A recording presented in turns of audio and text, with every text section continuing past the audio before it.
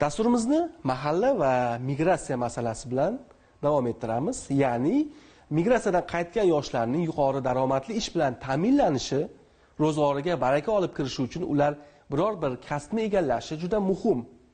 O'zbekiston yetakchisi bu yo'nalishda ham mutlaqo yangi tashabbuslarni ilgari surib, o'ziga xos tizim yaratmoqda.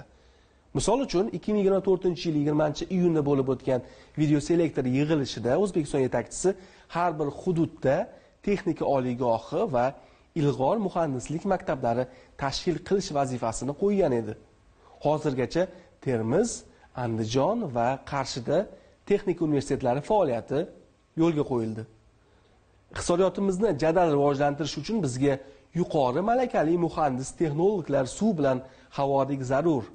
Har bir vazir, tarmoq rahbari, rektor va professor o'qituvchi mas'uliyatni chuqur his qilib, qattiq ishlasa, izlansa, bunga albatta erishamiz, degan edi Shavkat Mirziyoyev. Atigi 7 oy ichida mamlakatimizda 8 ta muhandislik maktabi ochildi. Xo'sh, ular bugun qanday ishlayapti? Nimalar qilindi va nimalarga erishildi? Hozirgi sharhda shu kabi savollarga javob izlaymiz. Davlatimiz rahbari ta'biri bilan aytganda, bizga, ya'ni iqtisodiyotimizning rivojlanishiga muhandis kadrlar suv va havodek zarur.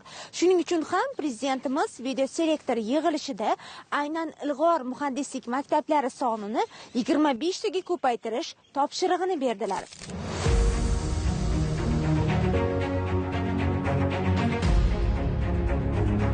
Toshkent axborot texnologiyalar universiteti muhandislik maktabida tarmoq, korxona, oliygoh zanjiri asosida tinglovchilarning tadqiqotlar olib borishi, yangi loyihalar ustida ishlashlari uchun kerakli barcha sharoit yaratilib, laboratoriya xonalari zamonaviy jihozlar bilan ta'minlandi. Bunda demak kompyuter injiniring, dasturiy injiniring, telekommunikatsiya, simsiz aloqa, kiberxavfsizlik injiniringi va albatta bugungi kunda trend yo'nalishdan bo'lgan sun'iy intellektni qamrab olganmiz. Bu ta'lim yo'nalishlarimizda demak o'quv dasturlarini dunyoning o'sha top 300 talik oliy ta'lim muassasalari, xususan o'sha Xitoyning Tsinghua yoki Shenzhen, Koreyani demak KAIST universiteti, Seul milliy universiteti va Amerika Qo'shma Shtatlarining bir qator o'sha Carnegie Mellon universitetini demak ta'lim dasturlari bilan transformatsiya qilganmiz.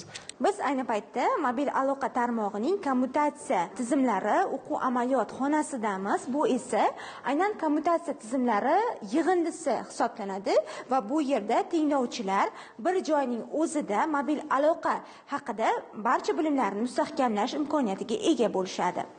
Bu demak server orqali tinglovchilarga katta bir imkoniyatlar eshigi ochiladi, to'g'rimi?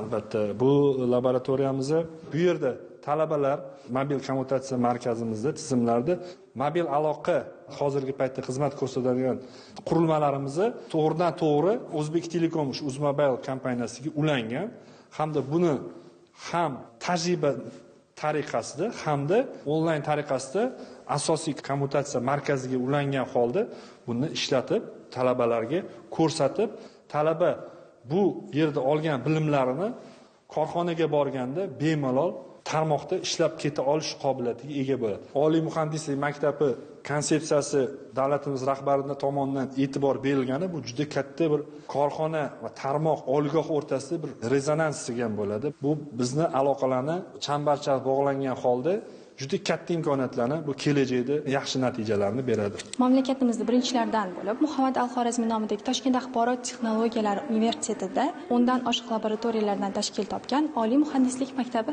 tashkil etildi.